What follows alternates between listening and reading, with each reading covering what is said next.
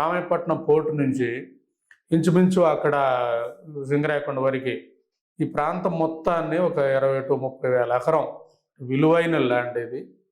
దీన్ని అరాకొర రేట్లతో ముఖ్యంగా భూసేకరణ 2013 దాని ప్రకారం వెళ్తే కాంపన్సేషన్ ఎక్కువ వస్తుందని, ఎందుకంటే సోషల్ అసెస్మెంట్ ఇంపాక్ట్ చేస్తే కాంపన్సేషన్ ఎక్కువ వస్తుంది.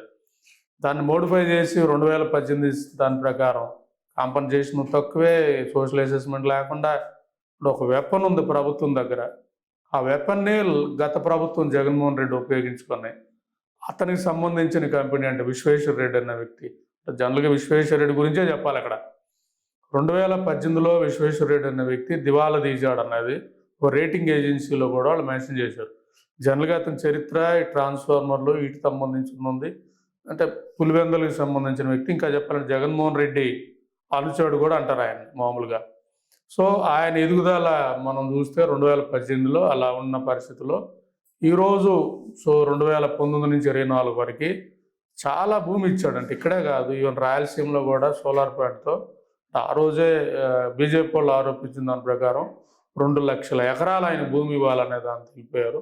ఆ ప్రాంతంలోనే దాని దగ్గర పోర్టు దగ్గర 8,000 ఎకరాలు ఆ రోజు అతని కోసం అని, పోర్టు కోసం అని తీసుకుని అతనికి అలకేట్ చేసిన విధానం. సో ఇంకా అతని చరిత్ర అనేది మనం లోపలికి వెళ్ళి చూసే కొంది మనకి అర్థమవుతుంది. అంటే ₹1,00,000 పెట్టుబడితో ఇండోసోల్ అనే కంపెనీ పెట్టాడు. దాంట్లో 2 గ్రూపులు ఫామ్ అయి ఉన్నాయి. డైరెక్టర్స్ వచ్చాకి విశ్వేశ్వర రెడ్డి, ఇంకొక అతను రవికుమార్ రెడ్డి కటకం అని.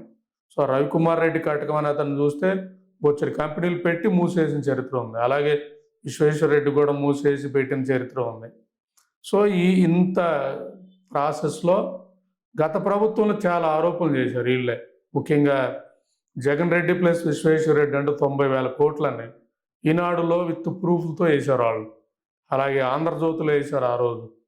అలా ఆల్మోస్ట్ అన్నిటిలో మాట్లాడారు. సోమిరెడ్డి చంద్రమోహన్ రెడ్డి అయితే కేసు వేశాడు. అలాగే ఆనం రామరామరెడ్డి వాళ్ళ బ్రదరు వెంకటరామరెడ్డి, ఆయన అయితే తెలంగాణలో ఫేక్ గ్యారెంటీలు పెట్టి లోన్లు తెచ్చిన దాని మీద అప్పుడు తెలంగాణలో ఉన్న అతను ఎంపీ ఎవరైతే ఉన్నాడో ఆయనతో ఈయన కూడా ఉన్నాడు అనే దాని మీద వేశారంటే అప్పుడు వచ్చిన దాంట్లో. ఇవన్నీ పరంపర ఏమైందో మళ్ళీ ఎలక్షన్ ముందు ఇన్కమ్ ట్యాక్స్ రైడ్ జరిగాయి. అంటే డిసెంబర్లో రైడ్ జరిగిన నెలకే మళ్ళీ విశ్వేశ్వర రెడ్డి వచ్చి ఎలక్ట్రల్ బాండ్ 40 కోట్లు ఇచ్చిన పరిస్థితి, అంటే కూటమికి అప్పుడు. ఇలా ఎప్పుడైతే ఆయన ఎలక్ట్రల్ బాండ్ ఇవ్వడం మొదలుపెట్టాడో మొత్తం పిక్చర్ అంతా కూడా కందుకూరు మారిపోయింది.